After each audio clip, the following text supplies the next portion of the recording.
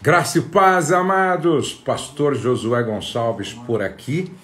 E hoje a nossa live ela é muito especial porque nós vamos estar recebendo daqui a pouquinho a nossa querida ministra Damares.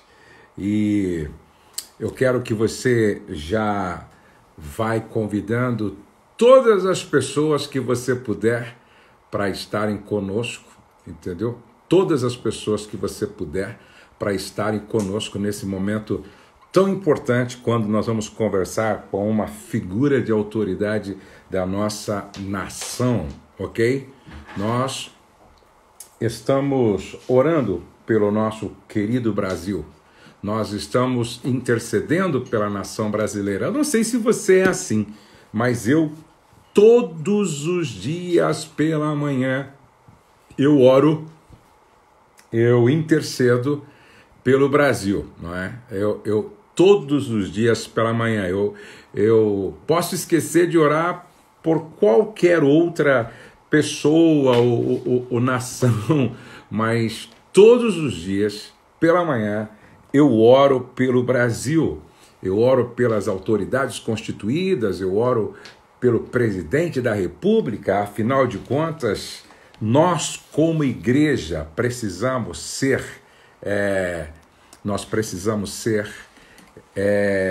sal da terra, luz do mundo. A Bíblia diz: se o meu povo que se chama pelo meu nome se humilhar, não é?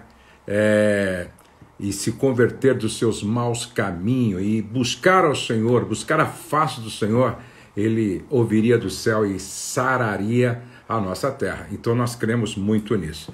Bom, deixa eu ver se a ministra Damares já está aqui a postos para que nós possamos chamá-la, ok? Deixa eu ver aqui. Ok, eu já vou chamar. Além de ministra, ela é pastora e é nossa irmã em Cristo Jesus. Graça e paz, irmã Damares. Amém, pastor, que alegria! Que bom, hein? Pela primeira vez estamos nos falando assim, hein? Que alegria, que prazer. Que honra, pastor, estou tão feliz por esse convite, que honra! É bom registrar aqui que eu sou sua fã, tá? E a recíproca é verdadeira. Eu também admiro muito a senhora.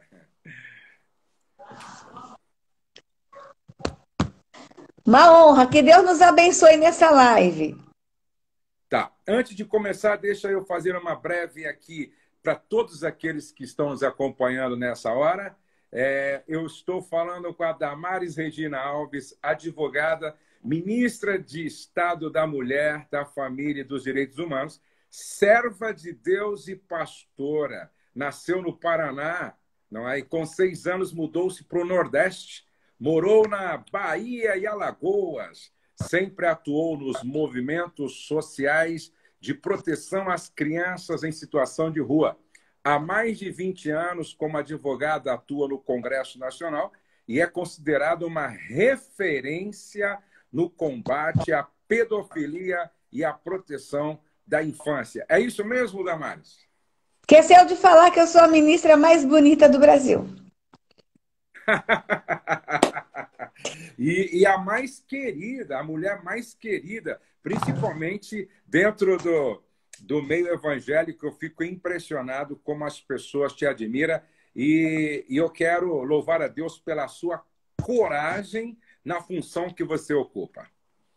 Pastor, eu tô deixando o inferno doido. Descobri que os capetas estão ficando tudo com raiva de mim. Mas eu chego lá no ministério, né? Aí o assessorista fala assim: ministra, o que nós vamos fazer hoje? Aí eu falo assim: botar fogo no rabo do diabo. É o que eu tô fazendo, deixando o diabo com muita raiva. E assim, pastor, e é exatamente isso, pastor. A gente pegou uma nação que estava mergulhada num ciclo de sofrimento e dor. Uhum. E como eu estou muito ligada ao tema da infância, pastor, são anos e anos, eu posso até dizer, pastor, décadas, Uhum. em que essa nação esteve mergulhada no sofrimento, Sacrifício de criança. O sacrifício de criança nessa nação, pastor, ele está na história do Brasil. Uhum. E aí a gente pega tudo isso e com a coragem de fazer esse enfrentamento. E esse enfrentamento na política pública, fiz esse enfrentamento lá no legislativo, na legislação, e agora eu faço esse enfrentamento com política pública, mas fiz esse enfrentamento a vida inteira no mundo espiritual. Uhum. E acredito que as coisas caminham muito junto, pastor. E digo, pastor, que o atual governo, o governo Bolsonaro, ele veio para interromper um ciclo de sofrimento e dor no Brasil.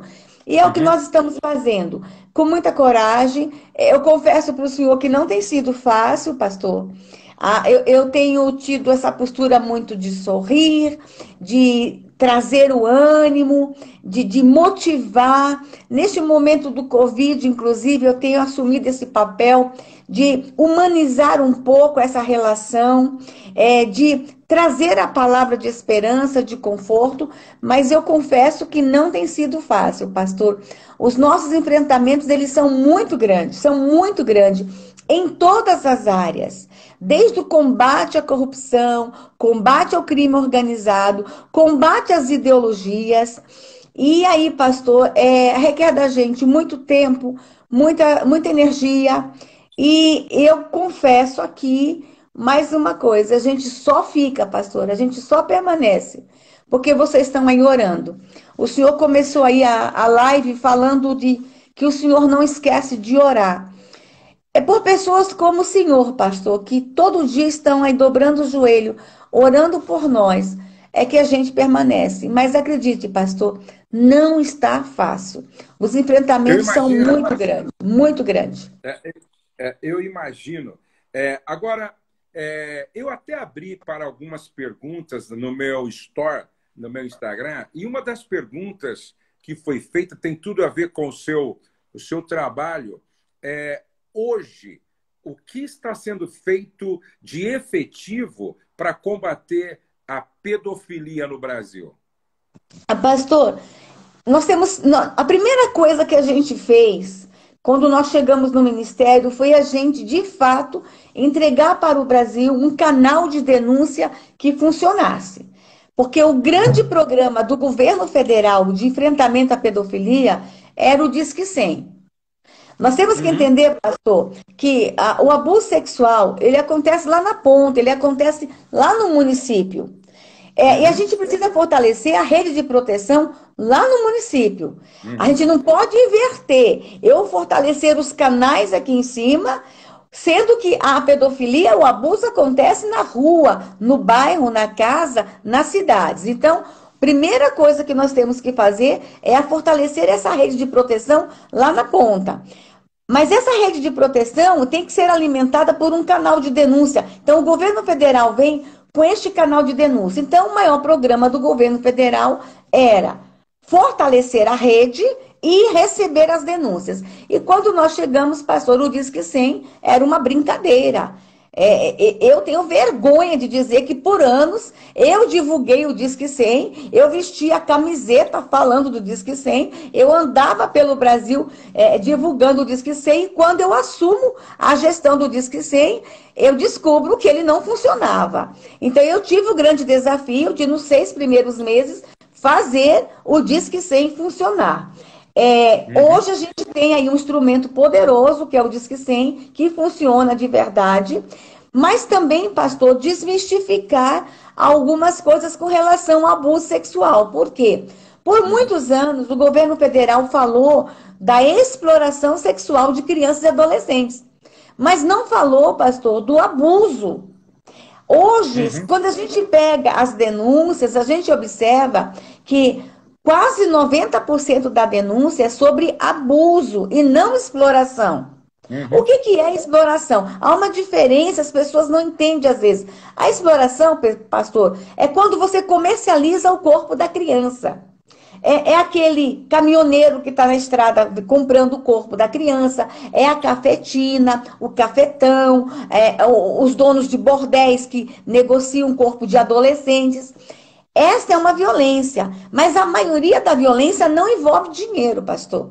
É aquele Uhum. abusador que abusa sem comprar. É aquele abuso dentro de casa, é o abuso intrafamiliar. Então a Uhum. gente começou a desmistificar.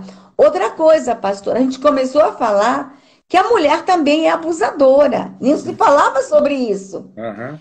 E começamos, pastor, aí infelizmente tive que, como ministra da família, e eu quero dizer para o senhor, e o senhor que é um ícone na igreja evangélica, no trabalho com família, como tem sido difícil para mim, porque eu sou ministra da família, mas eu também sou ministra da criança.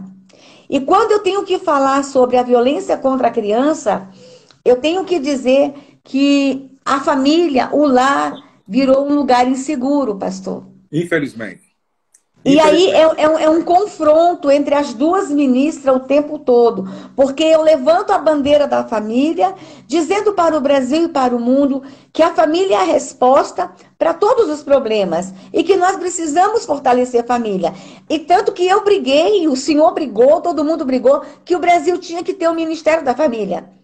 Aí, quando Uhum. eu sento para falar de abuso, eu falo, olha, mais de 89% dos abusos no Brasil acontece no seio da família. Então, pastor, aí a gente começou a falar sobre o abuso. Outra coisa que nós começamos a falar, pastor, a idade da vítima. E nós começamos a falar sobre o estupro de bebês no Brasil, mostrar essa realidade. Então, o que, que nós temos feito de verdade? A conscientização sobre a necessidade de denunciar.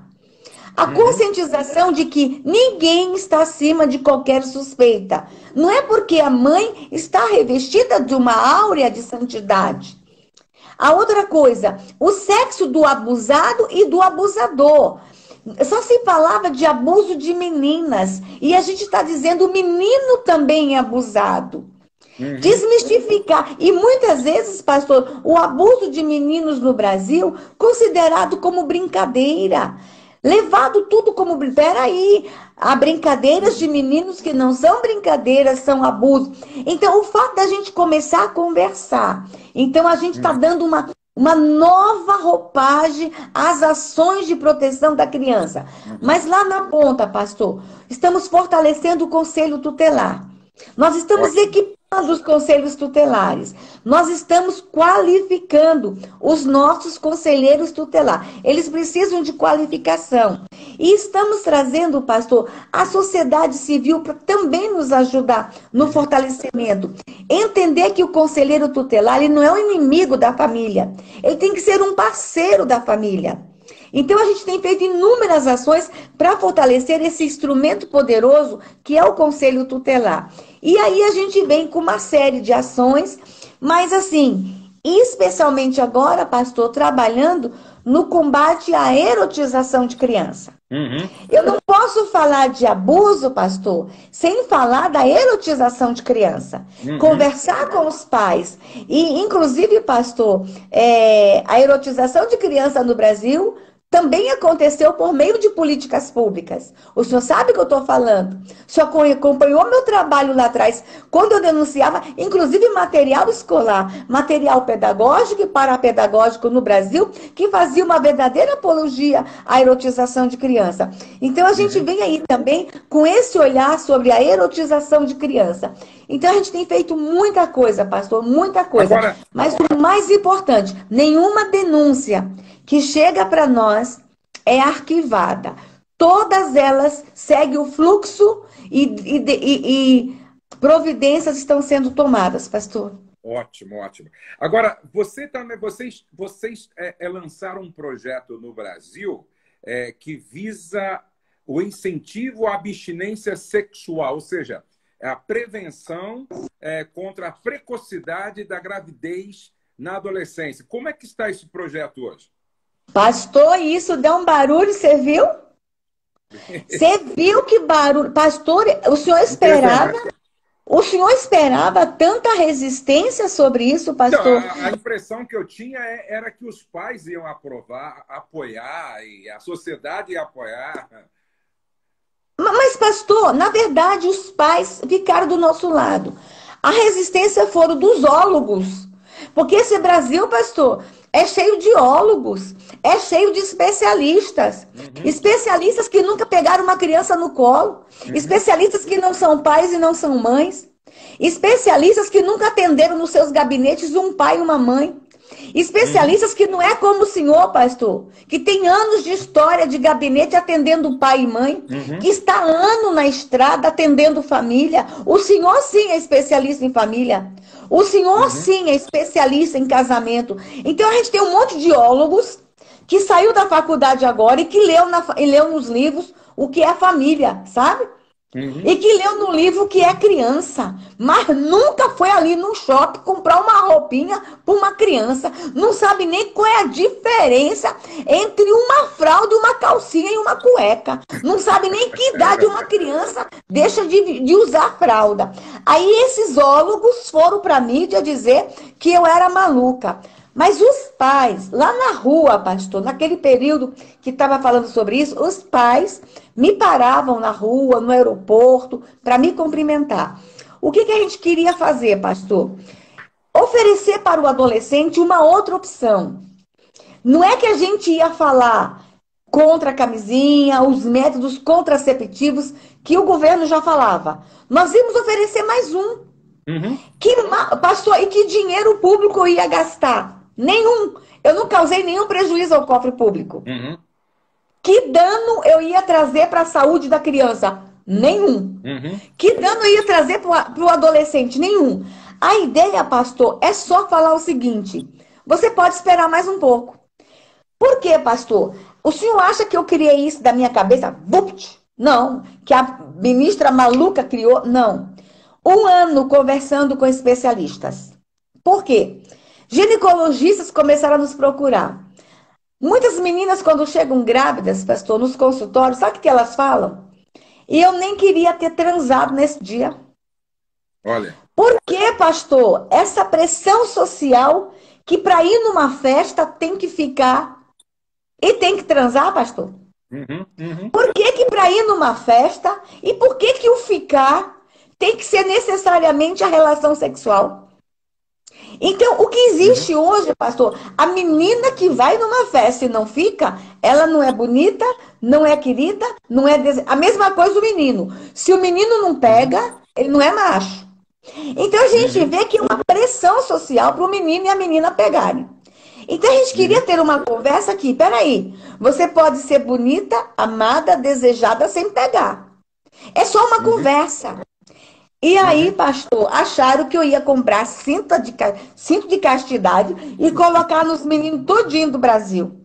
E o mais interessante, pastor, que lá na ponta o adolescente quer conversar. Eu preciso acreditar nesse adolescente. Inclusive, teve uns adolescentes que começaram a escrever nas redes sociais: peraí, estão achando que nós somos um monte de animal? Que a gente vive só por causa do sexo? A gente também pensa. Eu adorei quando os adolescentes começaram a conversar. Mas aí, pastor, para a gente resumir essa história, a nossa preocupação é o seguinte: presta bem atenção, pastor. A gravidez entre 15 e 19 anos começou a cair no Brasil. Mas a gravidez abaixo de 14 não estava diminuindo. Então, eu não estou falando mais de gravidez, pastor, de adolescente. Estou falando de gravidez de criança. Crianças, é verdade. Agora me diga, pastor, presta atenção. Olha as incoerências. Olha a incoerência. Em 2018, o Congresso Nacional aprovou uma lei que é proibido o casamento no Brasil com menos de 16 anos. Presta atenção. Eu proíbo o casamento com menos de 16. Mas falo de sexo numa boa? Tu tá entendendo? Que incoerência é essa? Outra coisa, pastor. O Código Penal brasileiro diz que quem tem relação com uma criança com menos de 14 é estupro. Se é crime, como é que eu vou falar de prevenção de gravidez para uma criança com menos de 14?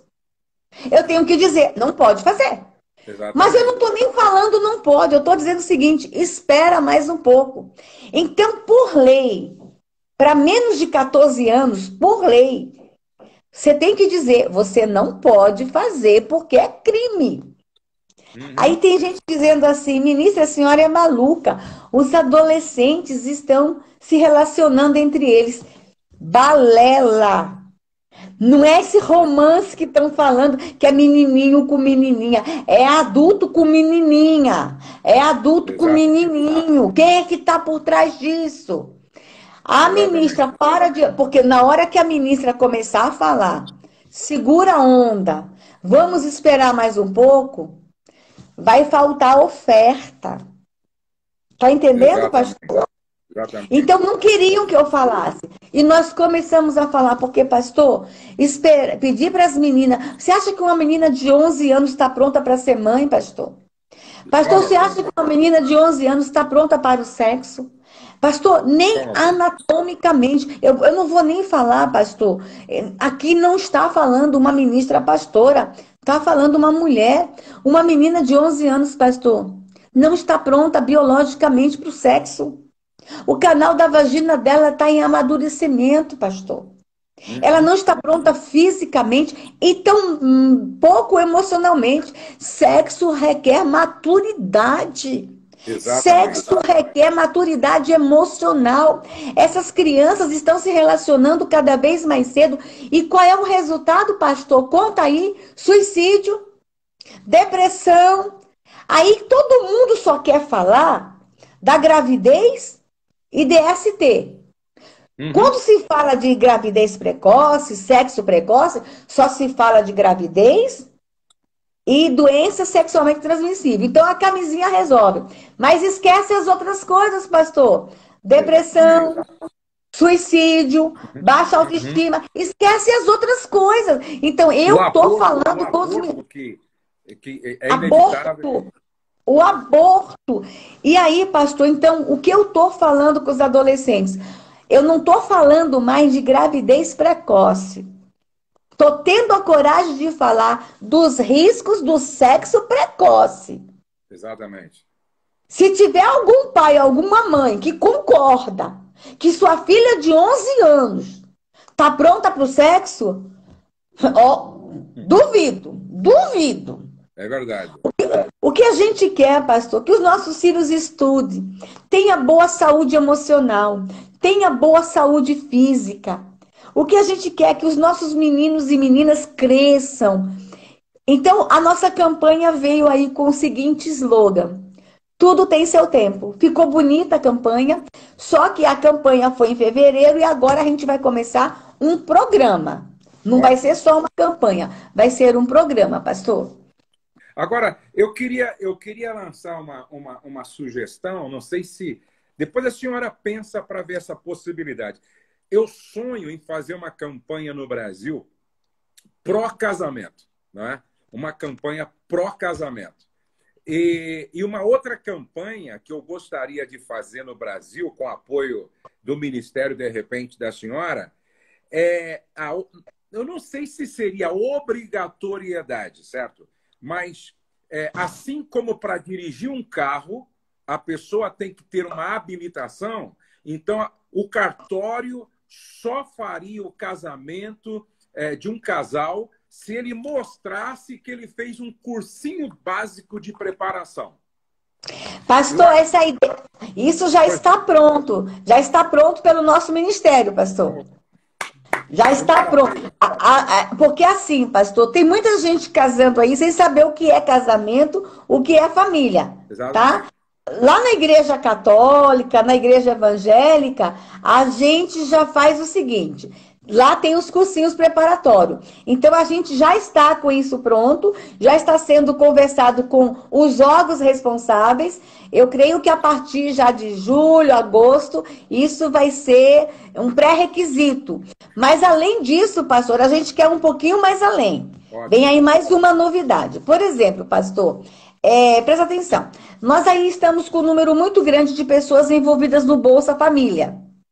Uhum. E muitas famílias, pastor, que estão conosco, e a gente tem acesso a elas porque a gente tem um cadastro. Elas participam do cadastro único. Para a criança estar no Bolsa Família, ela tem que estar matriculada. Então, nós estamos querendo que essas pessoas do Bolsa Família tenham um outro requisito, que elas tenham pelo menos 2 encontros conosco ao ano. Ótimo. Que a família compareça à escola para ter 2 encontros com a Secretaria Nacional da Família, numa palestra sobre cuidado com a criança, abuso sexual, casamento, família. Então a gente quer oferecer esse serviço para a família. Mas se a gente oferecer, pastor, não vem. Então a gente colocar como uma condicionante para a gente fortalecer a família. Ótimo. Ah, mas vocês estão pensando só na família mais pobre, mas a gente tem muita família aí de classe média, muito menino casando muito cedo. A gente também vai chegar a outras propostas no Brasil de uma forma condicionante de alcançarmos fortalecendo família, pastor. A gente quer fortalecer esse vínculo. Pastor, a família é tudo. O que a gente percebeu? Os países que investiram em família, eles estão no topo. Exatamente. Eu fui na Hungria, pastor. Eu fui na Hungria. E eu confesso que eu saí de lá, assim, encantada com tudo que eles fazem para a família. A gente tem que lembrar, mas a senhora foi num país rico. Eu fui num país que foi devastado pela guerra. Eu fui num país que está ali, ó, na Europa, no meio de um monte de conflito, envolvido com países em volta, com uma série de conflitos. E aí, quando a gente vê, pastor, os investimentos que aquele país faz para a família, é incrível. Então, a gente percebe que família forte, nação forte. Família fortalecida, nação soberana. Então, a gente está vindo aí, pastor, com inúmeras propostas de fortalecimento da família. E, claro, pastor, a gente está querendo trazer pessoas como o senhor para pensar com a gente. Olha só. Para pensar junto com a gente. Nós temos aqui em Bragança Paulista, inclusive, eu quero, uma hora que a senhora estiver aqui em São Paulo e for possível, eu gostaria que a senhora conhecesse. Nós temos aqui em Bragança, eu acho que é única no Brasil, uma clínica de restauração de casamentos. E olha como que é bonito esse trabalho. Nós recebemos aqui na nossa clínica 1 ou 2 vezes por mês de 35 a 40 casais se separando. Casais separados há 1 mês, 3 meses, 2 anos, 5 anos. Chegou um casal aqui separado 20 anos. 70% depois do tratamento são restaurados. 70% desses casais são restaurados. Imagina se nós tivéssemos casas como essa espalhadas pelo Brasil afora. Em todo o Brasil. Pastor, eu não sei se o senhor sabe que o presidente Bolsonaro sancionou agora uma lei que era esperada pelos juízes e promotores do Brasil há muito tempo. E por todos aqueles que trabalham com a defesa da mulher. Olha o que diz a lei. Claro que nós vamos ver muita resistência por aí. Mas olha o que diz a lei. A lei é uma regulamentação do que já está previsto na Lei Maria da Penha. O que diz essa lei? O juiz agora poderá aplicar como pena para o homem agressor de mulher. Claro, não é todo agressor. Tem agressão que tem que realmente ir para a cadeia. Mas aquele agressor que tem condição de ser recuperado, ao invés dele cumprir uma pena, por exemplo, de 1 mês de cadeia, 10 dias de cadeia e perder o emprego, aquele agressor que, ao invés de só pagar uma cesta básica ou prestar um serviço para a comunidade, ao invés de ser uma pena dessa, a pena dele vai ser participar de um grupo de restauração. Pode vir para cá, entendeu? Pastor, e os fóruns do Brasil, os tribunais, já têm, em alguns tribunais, esses grupos reflexivos para homens agressores. Mas ele não era obrigatório. O homem ia por sugestão. Então ia uma parcela muito pequena. Mas deixa eu lhe contar uma coisa, pastor. Os homens que participavam do grupo de reflexão, escuta só. Isso não é igreja. Gente, ó, isso não é igreja. Porque se eu for falar de igreja, os nossos números são muito maiores. Sim. Nós acreditamos que o homem pode mudar. Tá aqui Claro. dois pastores que a vida inteira viram transformações. Mas eu vou Uhum. falar de número de tribunal, de juiz e promotor. Nos tribunais que já tem isso, e os agressores que participam dos grupos reflexivos com psicólogos, com psiquiatras e assistentes sociais do fórum, a reincidência, pastor, desse homem voltar a agredir a esposa é menos de 5%. Meu Deus, que coisa boa. Então, pastor, agora o que acontece? O juiz não vai mais perguntar se ele quer. A nova lei sancionada pelo Bolsonaro não vai ser se você quer. É uma pena, ele vai ser obrigado Que a coisa. participar do grupo. Uhum. Ou tu vai para o grupo ou tu vai para a cadeia. Aham. E qual é a nossa intenção, pastor? Recuperar o agressor. Sabe por quê, pastor? Isso tem muito a ver com o nosso ministério. Escuta o que eu vou lhe dizer.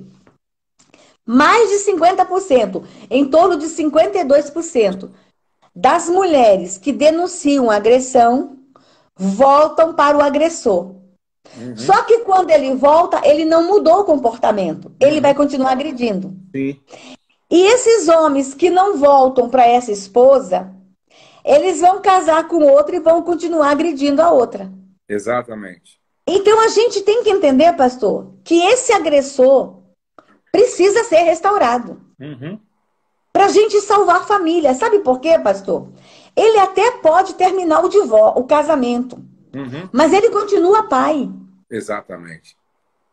Ele até pode terminar a relação com esta mulher, mas ele tem que trabalhar para pagar a pensão para esses filhos. E ele vai construir uma outra família amanhã. E pode ser um bom marido. Exatamente.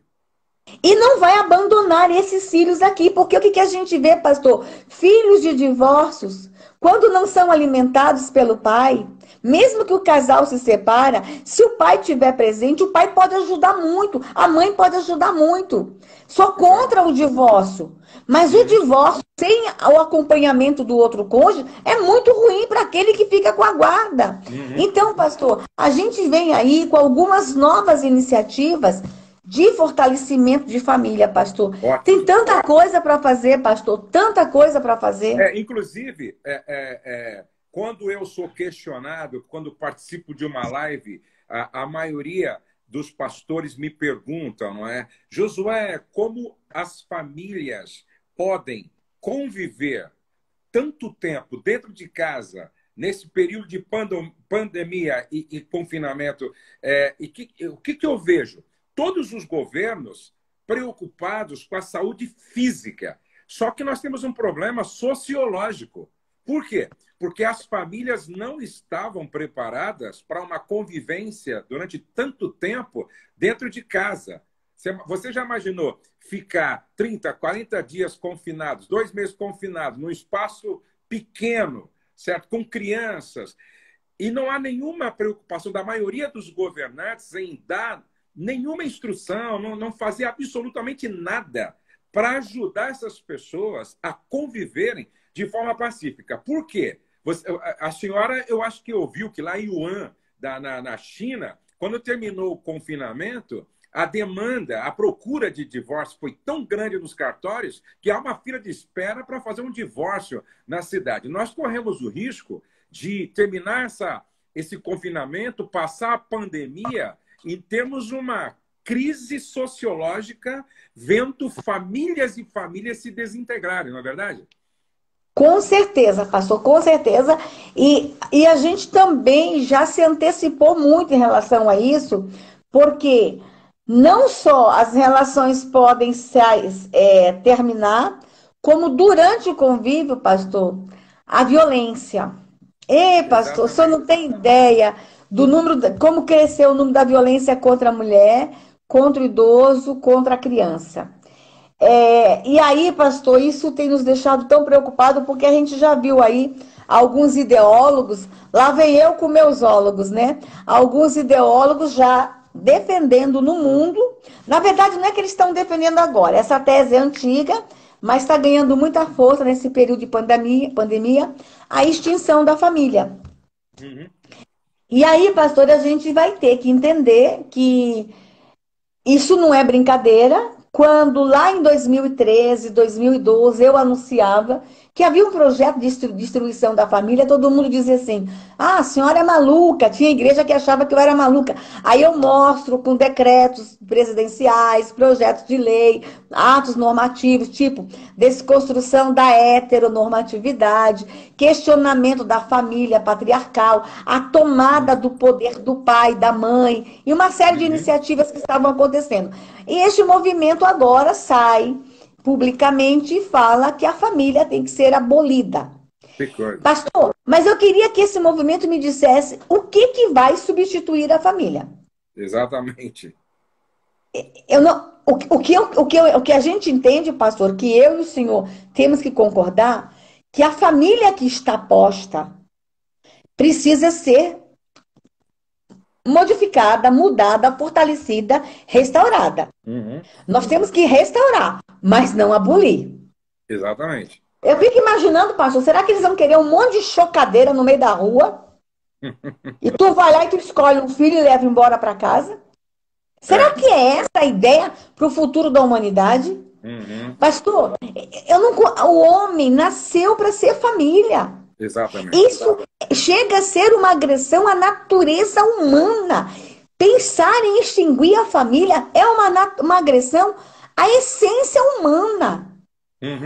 Eu fico pensando assim, chega a ser louco isso. Chega a ser maluco. Quem quer pensar no valor de família, visite um abrigo de idoso. Vai lá. É verdade. Eu acho que é lá no abrigo de idoso que a gente pode sentir o valor da família. Eu estive na África faz uns 45 dias que eu estive na África, mais especificamente em Angola, não é? E eu visitei um orfanato, não é? Eu estava lá e eu quis visitar o orfanato. Quando a senhora falou, vai num asilo para você entender o valor da família. E também vai no orfanato, né? Vai no orfanato. E é interessante que quando eu e a minha esposa entramos naquele orfanato, as crianças, quando nos viram, elas pegavam na nossa perna e chamavam de mãe, chamavam de pai. Ali a gente entende o valor da família. Eu sempre uso a figura da família de Jesus, não é? Deus, na sua soberania, poderia ter engravidado Maria por obra e graça do Espírito Santo, capacitado ela para ela criar Jesus sem nenhum homem. Sem nenhum homem. Não precisava de José. Aí, então, Deus elege José para ser pai adotivo de Jesus, não abrindo mão da figura de um pai dentro de casa como referência para Jesus. Se Deus não abre mão desta figura dentro da casa onde o seu filho foi criado, significa dizer que a figura do homem como líder da casa, certo? Como pai, é imprescindível, indispensável, e quando falta, cria um problema muito sério, não é, de estruturação dessa família. Então, abrir mão disso é simplesmente ir contra aquilo que Deus estabeleceu e planejou para todos nós. Né? O pastor, e como José entendeu isso? Um jovem, ele e Maria, eu acho que a diferença de idade entre eles devia ser pequena. Eu não vejo José, um velhinho idoso, com uma jovem esposa, né? Quando Herodes quis matar o menino, o anjo, Deus é infinito em poder e graça, Deus podia, né? Ter transformado os três invisíveis. Deus é poderoso. Mandado uma carruagem do céu, pegou ali José, Maria e o menino e transportado para o Egito. Mas Deus manda um anjo do céu dizer assim, José, protege o menino. José podia ter dito assim, não é filho dele? Ele que se vire. Ele que manda aí agora uma carruagem, um monte de anjinho, pegar nós e mandar nós para o Egito, para qualquer lugar. José disse para o anjo, pois não. Assumiu o papel de pai, correu risco. Eu creio que aquela fuga não foi fácil. Fugir com o menino e uma mulher pós-resguardo ali, pós uma mulher amamentando, fugir. Exatamente. José foi muito macho, pastor. Muito mais. Pensa, muito macho. Mas ele assume o papel de pai. Então tem muita gente aí, pastor, pedindo milagres. Quando o milagre é o próprio pai, a própria mãe. Muita gente pedindo que anjo desça do céu para fazer o que a pai e mãe tem que fazer. Então, assim, pastor, Deus é extraordinário. Deus deixa muito claro o papel da família. A família faz parte da essência. Quando eu vejo, pastor, esses grupos se levantarem para dizer abolição da família, está muito claro para mim que Jesus está voltando. É verdade, é verdade. A abolição da família, para mim, pastor, eu acho que é uma das últimas peças desse quebra-cabeça para a volta de Jesus. Não tem explicação. É verdade. Não tem explicação. Agora, uma pergunta também, como é que, como vocês estão encarando e enfrentando os a favor do aborto diante dessa declaração do próprio presidente Jair Bolsonaro, que enquanto eu estiver no governo, não haverá aborto. Né? Como é que está sendo o enfrentamento disso? Tem que ser um presidente muito corajoso para falar isso e com muita vontade de trabalhar. Sabe por quê, pastor? Verdade. É mais fácil liberar o aborto. Exato. Vai lá, aborta, aborta, aborta, do que criar políticas públicas de prevenção à gravidez, pastor.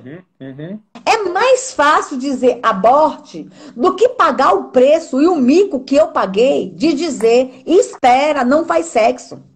É mais fácil liberar, pastor, o aborto do que enfrentar toda essa indústria do entretenimento que está dizendo, que está cantando, pegue as menininhas, pegue as novinhas, porque eu vou enfrentar esses cabras, pastor. Ah, vou. Essas músicas aí que tá mandando pegar as novinhas, eu vou enfrentar. Eu não tenho medo não, pastor. Eu não tenho medo de MC, não. Eu não tenho medo desses cabras que tá cantando que é para pegar as novinhas, não. Não tenho, pastor. Então, é mais fácil você mandar liberar o aborto do que você enfrentar a indústria da erotização. É mais fácil você enfrentar o aborto do que você investir em saúde pública, em métodos preventivos para a mulher, em planejamento familiar. É mais fácil. Então, pastor, o presidente, quando disse no meu governo não vai ter aborto, por quê? Ele quer a mulher saudável. Pastor, aonde que aborto faz bem para a mulher, pastor? Aborto é coisa primitiva. Nós estamos em pleno 2020 e o povo está pensando no método da idade da pedra. Eu não consigo entender, com tantos métodos anticonceptivos, fica aí um monte de mulher formada com doutorado e não sei em quantas universidades pedindo para matar bebê, pastor. Essas mesmas mulheres que ficam lá nas praias defendendo ovo de tartaruga. O ovo de tartaruga não pode, mas o ovo humano pode. Aí esse monte de mulher mentindo, pastor, e elas mentem, dizendo que chegaram a dizer, pastor, é tanta da mentira, que no Brasil morre 1 milhão de mulheres por ano por causa de aborto. Cadê 1 milhão de túmulos, pastor? Pastor, nós estamos no meio, pastor, escuta só, nós estamos no meio de uma pandemia. A gente já está em maio, estamos com 6.700 mortos, pandemia.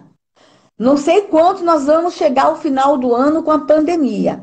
Então, se a gente tem 1 milhão de mulheres mortas por ano por causa de aborto, nós tínhamos pandemia de aborto e ninguém falou para nós, foi, pastor?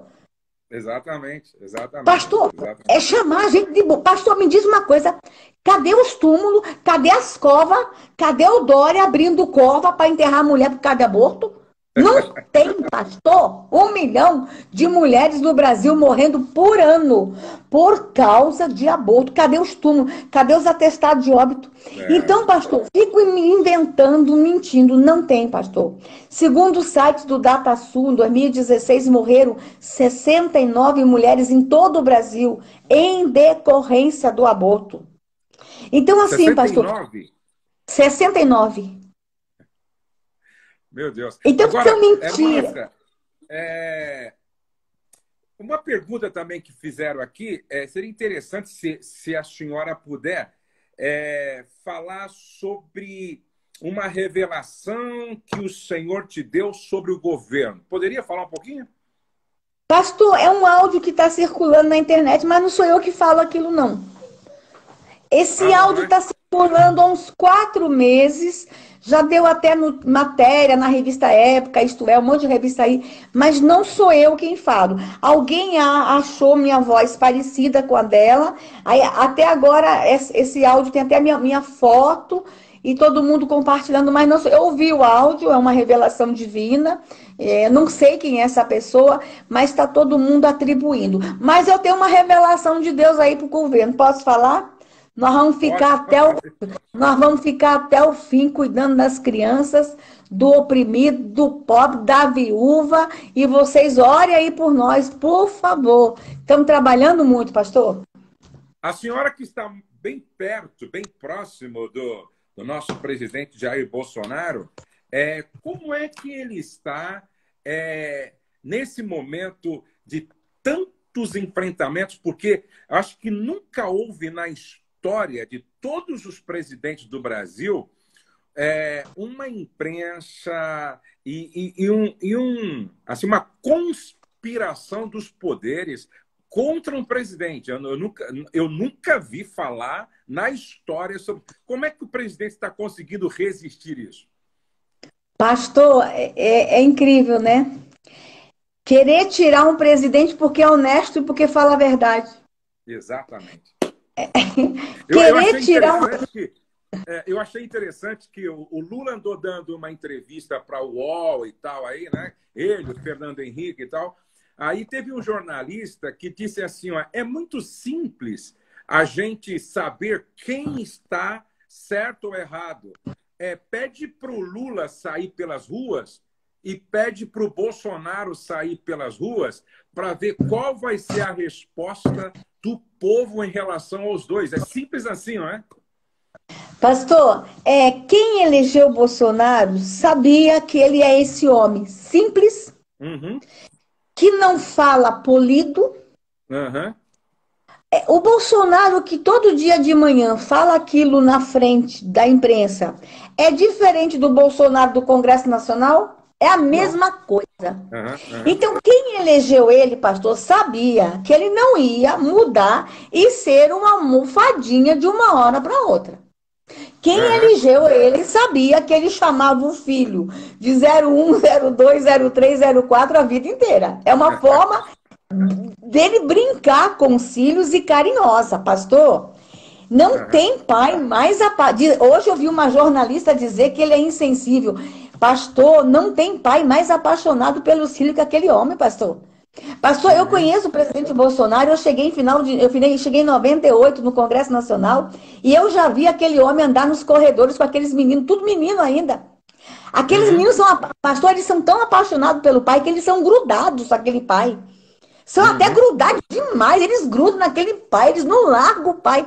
Pastor, ele é apaixonado pelos filhos, está todo mundo vendo como ele ama esses filhos. Pastor, como é que o meu presidente está? O meu presidente está triste. O meu presidente está, pastor, eu vou usar uma palavra aqui que vocês vão entender. Apavorado. Não está com medo. Mas o meu presidente está apavorado desde janeiro, quando ele soube que essa pandemia podia chegar no Brasil.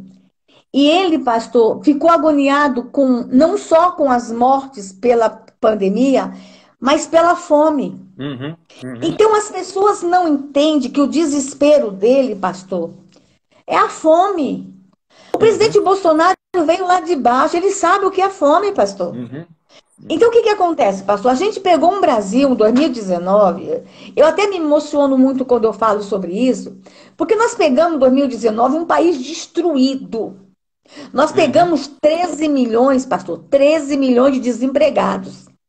Nós pegamos uma nação mergulhada em corrupção, campeã mundial de homicídio, crime e desemprego. Então, 2019, pastor, foi o ano de arrumar a casa. Eu quero lembrar ao senhor que quando a gente chega em janeiro, a gente já recebe o orçamento pronto do ano passado. Então, a gente tem que cumprir, pastor, o que foi planejado em 2018. Não fomos nós que planejamos o ano de 2019. E se a gente não cumprir o planejamento, a gente responde por crime. Então, 2019 foi cumprindo o que estava planejado no outro governo, o orçamento e arrumando a casa. Pastor, e quando a gente começou a abrir a gaveta, era tanto da imundícia. A gente sempre soube da corrupção, mas quando a gente abre a gaveta e olha, pastor, que entre o governo PT e nós teve 2 anos de Temer. E o Temer ainda deu uma boa brecada, pastor. O Temer ainda trouxe muita gente boa para o governo dele. Então já teve ali uma interrupção. Mesmo assim, quando a gente abriu as gavetas, pastor, no meu ministério que não tinha dinheiro, não sei se o senhor viu uns vídeos meus andando pelo Brasil atrás de avião da FUNAI sucateado. Eu vi, que coisa. Carro de conselho tutelar escondido no meio de mato, pastor. Apodrecendo. Era tanta corrupção. Museu da Anistia, pastor, milhões lá e o prédio abandonado. Era só no meu ministério, imagina os outros ministros. Então, 2019, pastor, foi o ano de arrumar a casa. E a gente fez muita coisa. O nosso ano, pastor, o ano do desenvolvimento era 2020. Exatamente. Então, eu quero que o senhor imagine, dezembro, a gente estava, pastor, o nosso Natal foi um Natal assim, a gente sorria, porque a gente ia começar janeiro entregando. A gente, esse dinheiro todo, pastor, que o senhor está vendo a gente pagar aí, era o ano do desenvolvimento, da geração de emprego. Então, a gente ia mostrar para o Brasil tudo que a gente prometeu. Aí eu quero que o senhor comece a imaginar o desespero do presidente. Tudo que ele prometeu que ia começar a entregar em fevereiro, vem esse vírus lá do fim do mundo. E destrói tudo, pastor. É verdade. E os 13 milhões de emprego pode virar 20. A dor, o desespero. O senhor tem ideia, pastor, o peso no ombro do meu presidente?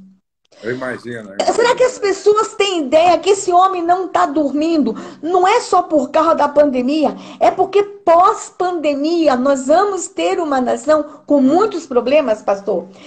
O senhor agora falou de uma coisa, nós vamos ter uma nação de divórcio. Exatamente, Nós vamos ter uma nação, pastor, que eu não quero nem imaginar.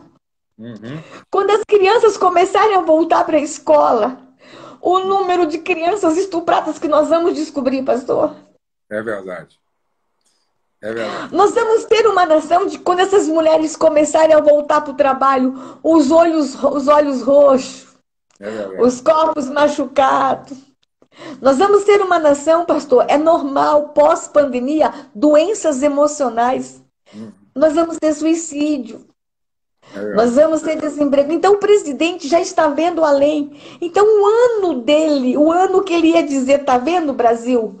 Quando se trabalha honestamente, quando se economiza, quando se tem um time, a gente cresce a nação, vai ser um ano de tristeza. Então, pastor, esse desespero dele em falar, eu entendo. Quem está nos bastidores com ele, com a Michele, como eu tô? É que tem coisas que a gente não pode falar, pastor. Eu percebi na fala, no pronunciamento dele em relação à saída do Sérgio Moro, a gente percebeu que realmente ele estava extremamente assim, emocionado, mas era uma emoção de chateação, né? Tipo assim... eu me sinto lutando contra uma maré, não é verdade? Gente que a impressão que fica é que não ama o Brasil como nós amamos, né? Pastor, ele vendo mulheres sendo algemadas no meio da pandemia. Exatamente. Idosos saindo para comprar um pão na padaria e sendo presos, pastor. Ele vendo nessa pandemia tantos exageros. Cultos com 5 pessoas sendo interrompidos. É verdade. Aquele culto de oração lá em Santa Catarina, numa casa, 5 pessoas numa casa orando e as pessoas indo para a delegacia. E aí, pastor, ele sabe, ele não é um... Gente, o presidente Bolsonaro não é um homem burro. Ele serviu em lugares muito pobres. Ele sabe que em lugares pobres, pastor, o senhor é pentecostal. Eu sou de uma denominação pentecostal. A gente sempre trabalhou com pobre. Tem lugar, pastor, que não tem um posto de saúde, mas tem uma igreja. É verdade. E na hora do desespero, pastor, é na igreja que a família bate. Aí mandou fechar tudo que é igreja. Quem vai socorrer o povo na hora do desespero, pastor? Pastor, o senhor foi pastor de igreja humilde, assim como eu? Quando termina um culto, pastor, aquele irmãozinho que fica esperando todo mundo sair para pedir um bujão de gás. Quantas vezes, pastor? Tem algum culto, pastor, que a gente termina que não tem um irmãozinho esperando? É o leite, é o remedinho, é o bujão de gás. Aonde esse irmãozinho está indo? Então, quando ele baixou o decreto que a igreja ficasse aberta, não era para grande aglomeração. É porque ele sabe. Para assistência como essa que a senhora terminou de falar. Para acolhimento. Pastor, lá nos rincões não tem psiquiatra. O senhor sabe o que eu estou falando? Num surto psicótico. Pelo desespero, pela depressão, pelo álcool, pela droga, por uma doença mental. Esse pai, essa mãe pega esse filho, não vai atrás de psiquiatra não, porque não tem. É na casa paroquial, é na casa do padre, é na casa do pastor, é na igreja. Quando ele disse que a igreja tinha que ficar aberta, não era para grande. Então, assim, pastor, eu vejo esse homem que conhece o povo, que fala como o povo, que sente. Ah, ele está insensível. Pelo contrário, ele está tão sensível que ele está pondo para fora. Que ele está pondo para fora. Que ele está agoniado. Que ele está agoniado. Então, assim, pastor, acredite, o meu presidente, orem por ele. Aí o que eu vejo, pastor, aquela confusão dele com o ministro da Saúde, eu não vou me meter eu não vou me envolver nas brigas, mas naquele problema, pastor, ele tinha todos os laudos de que a cloroquina podia salvar. Aí ele dizia, ministro, libera. Vamos. E outro ministro, assim, por causa da equipe técnica, espera mais um pouco. Como é que você vai dizer para um homem como o Bolsonaro, que ama os velhinhos, espera mais um pouco? Tá entendendo? Então, assim, agora, por exemplo, ele dizia assim, desculpa, pastor, eu não posso entrar nos assuntos delicados do governo, mas assim, ministro Moro, os velhinhos estão sendo presos na rua, faz alguma coisa. Entendeu? Então, agora, ministro, essa agonia dele. Nós, infelizmente, o nosso tempo está se esgotando. Eu quero te agradecer muito, pastora Damares, e dizer da minha alegria e como foi bom ouvir a senhora e como é bom ouvir uma pessoa apaixonada por Jesus, apaixonada por sua missão, apaixonada pelo seu chamado. E uma coisa você pode contar, as nossas orações. Nós vamos estar orando sempre pela senhora, vamos estar orando sempre pela sua equipe. E quando ver o presidente Jair Bolsonaro, diga que ele tem aqui também algumas pessoas em Bragança Paulista, são muitas pessoas, que está orando e intercedendo e crendo que Deus vai continuar dando a ele graça suficiente para ir lutar até o fim. Deus abençoe a senhora. Eu quero conhecer a clínica. E eu quero trazer esse modelo. Quem sabe a gente não pode ter isso como uma política pública no Brasil, hein, pastor? Eu vou aí em Brasília, quando passar a pandemia, para a gente compartilhar desse sonho. Tá bom? Obrigada, pastor, por ter me recebido aqui na sua live. Que Deus te abençoe, meu pastor. Te amo muito, você e sua esposa, viu? Deus abençoe, grande abraço. E continuem debaixo da graça de Deus aí. Deus abençoe. Amém. Tchau. Que tempo maravilhoso passamos aqui, hein? E que o Senhor continue abençoando a nossa nação. Que o Brasil continue debaixo das mãos do Senhor. Eu continuo declarando que o Brasil é do Senhor Jesus. Nós continuamos orando que venha o teu reino, que venha o teu reino, que venha o teu reino. E que seja feita a tua vontade aqui no Brasil como ela é feita no céu. Nós cremos nisso. Deus te abençoe e não perca a nossa live das 22 horas. Deus abençoe vocês.